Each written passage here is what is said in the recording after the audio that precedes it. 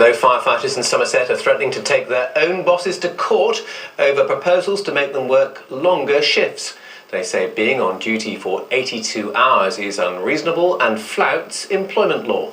The fire service wants new working patterns to save money, but tonight it's been revealed that cash is still being thrown down the drain at the empty Regional Fire Control Centre.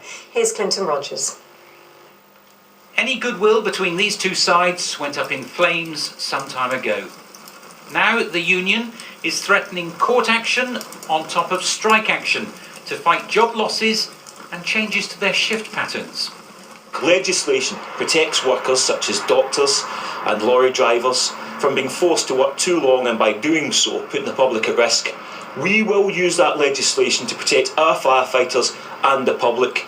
So my message to the politicians is this: if you force through dangerous cuts in frontline services, we'll see you in court. Fire services across the country are having their government grant cut by a quarter over the next 4 years. On Friday, Devon and Somerset Fire Authority will meet to discuss exactly how to cope with that.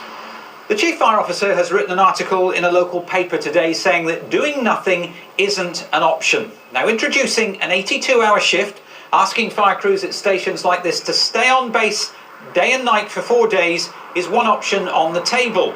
Managers say no one will be forced to work the new shift, but those who do will get a significant pay rise. Meanwhile, the BBC has learned today that at a time of cuts, a plan to make use of the empty Regional Fire Control Centre in Taunton, which is costing taxpayers £5,000 a day, has fallen through. Now, when this place was built, the idea was that it would be shared by 6 fire authorities, but it's been empty for 3 years. The computer system didn't work. Devon and Somerset recently offered to take it over on its own, but the government asked for rent of £750,000 a year, so the deal's off. You know, we'd bargained hard, as we should have done, for the people of Somerset and Devon. Clearly we put our perspective forward on what we thought was acceptable. The government think differently. Consequently, we said no thank you to their offer, which was totally unrealistic. There's talk now of maybe sharing this place with the ambulance service, but if that too falls through, then the losses will continue to mount up. £5,000 every day of our money. Clinton Rogers, BBC Points West in Taunton.